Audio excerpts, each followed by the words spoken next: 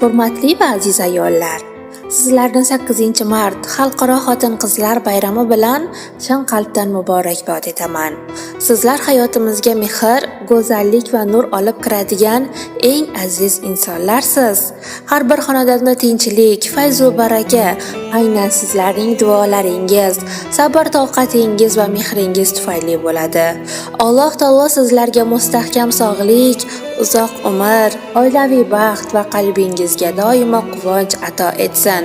Har kuni yuzingizdan tabassum arimasin.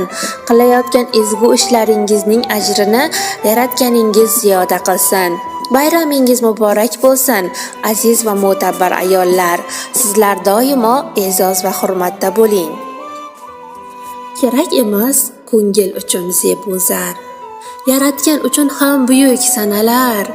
Shirin kalomingiz ayamang undan, mehrga zorlikdan asrang ayolni.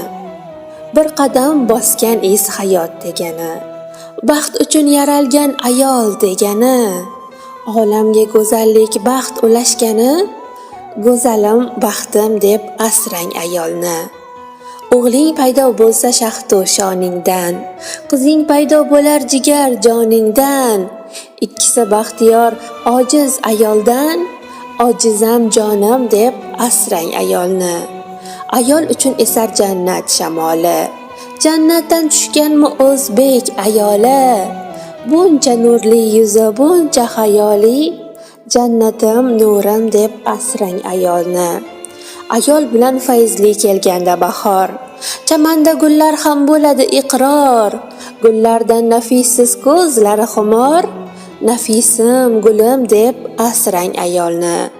Poyiga dur sochib turgan kunda ham qancha bo'lsa shuncha iltifotdaman.